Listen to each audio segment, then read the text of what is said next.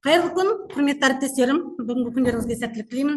Мен Алматы қаласы Түрксіб ауданы номер 83 мектеп гимназиясының қазақ тілі мен әдебиеті пәнінің мұғалімі, педагог зерттеуші. Абай тақырыбы мәңгілік тақырып. Абай тақырыбы таусылмайтын төлегей телегей теңіз.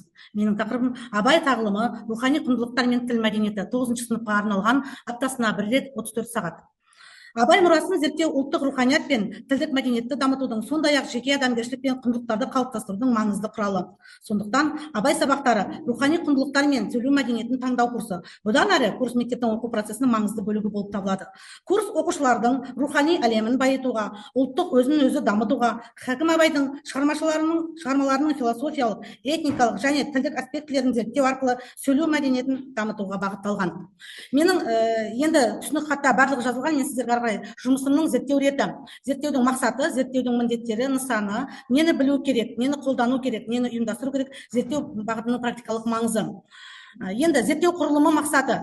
Зерттеу қазақ тілінде жүргізеді. Абай тағылымы жүйелі талдау оқушылардың құндылықтары мен тіл мәдениетін қалыптастыруда оңды ықпал етеді. Абай мұрасын талдау арқылы рухани құндылықтар мен тіл мәдениетінің өзара байланысын анықтап, оқушылардың оқу дағдысын және ұлттық құндылықтарға құрметін дамытуға тиімін тигізеді. Курстың міндеттері: Абайдың рухани және философиялық мұрасын зерттеу арқылы оқушылардың адамгершілік, танымдық және эстетикалық құндылықтарын дамыту. Абай шығармаларының мазмұны мен идеологиялық бағытын қазіргі заманғы әлеуметтік құндылықтармен салыстыру арқылы сыни және аналитикалық ойлауды дамыту. Абай өмір сүрген дәуір мен ортаны зерттеу және ұлттық өзін-өзі тануды қалыптастыру арқылы тарихи және мәдени сабақтастықты түсіндіру арттыру.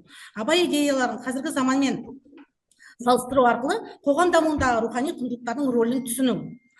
Курстың өзектілігі: жаһандану дәуірінде Абай мұрасын зерттеу ұлттық мәдениет пен рухани құндылықтарды сақтаудың маңызды құралы. Абайдың философиялық ойлары мен көркем тілін меңгеру оқушылардың рухани дамуын, сыни ойлауын және сөйлеу мәдениетін жетілдіреді. Курс шығармаларында жаңағы зерттеу жұмыстары арқылы оқушылардың ұлттық бірегейін, азаматтығын, жауапкершілігін және қазақ тілінің құрметін нығайтады. Күтілетін нәтиже: рухани танымдық нәтижелер, тілдік және әдеби талдау дағдылары, зерттеу және аналитикалық қабілеттер, коммуникациялық және әлеуметтік құзыреттілік. Енді курс 4 бөлімнен тұрады. Бірінші бөлім Абайдың өмірі мен рухани мұрасы 8 сағат. Екінші бөлім Абайдың шығармалары мен сөз мәдениеті. Үшінші бөлім Абай мұрасы және қазіргі заман. Төртінші бөлім қызықты мазмұны мен және шығармашылығы. Осымен 34 сағат.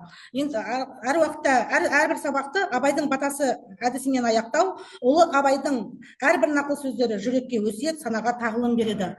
Назарларыңызға рахмет.